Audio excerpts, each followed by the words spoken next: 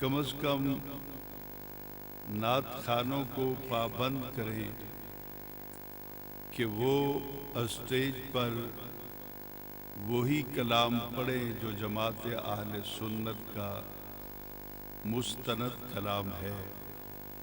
ابھی وہ بچے نے حضرت عباس کو بار بار غازی کہا، تو ہم تو حضرت عباس کو غازی نہیں مانتے۔ حضرت عباس غازی نہیں ہیں۔ اگر آپ غازی ہیں تو دریائے فرات کے کنارے پر بازو کس کے کٹے تھے؟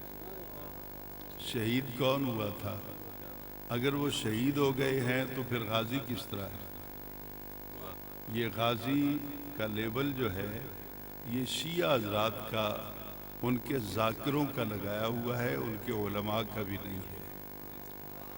اور اس پہ باقاعدہ میرے ساتھ مناظرہ ہو چکا سرگودا کے اندر، اور میرے سوالوں کا جواب شیعہ مناظر نے 2 سال کے بعد ایک چٹ لکھ کر بھیجی کہ جی ہم غازی اس لیے کہتے ہیں کہ مولا کائنات سیدنا علی المرتضیٰ جو ہم سب کے حاجت روا بھی ہیں، مشکل کشا بھی ہیں، وہ جب اپنی زندگی میں مختلف جنگوں میں گئے تو وہ حضرت عباس کو ساتھ لے جاتے تھے۔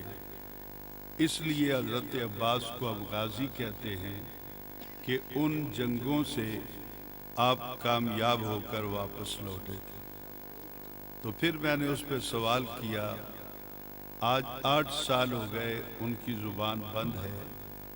میں نے کہا حضرت عباس چھوٹے ہیں، حسنین کریمین بڑے ہیں، چھوٹے کو حضرت علی ساتھ لے جاتے تھے اور حسن اور حسین جو تھے ان کو گھر چھوڑ جاتے تھے۔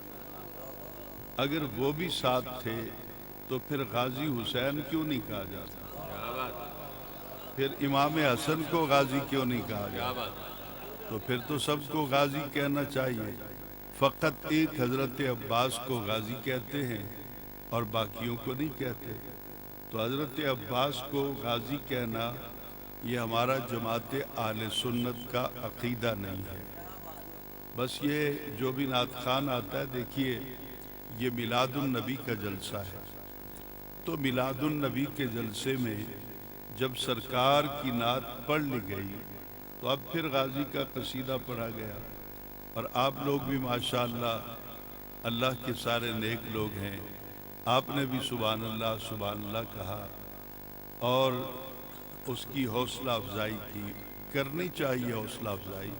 اللہ تعالیٰ ان نوجوانوں کو مزید نبی علیہ السلام، صحابہ کرام اور اہل بیت اطہار اور اولیاء کرام کی مدحت کرنے کی توفیق عطا فرمائے۔ لیکن کلام وہ پڑھا جائے جو باقاعدہ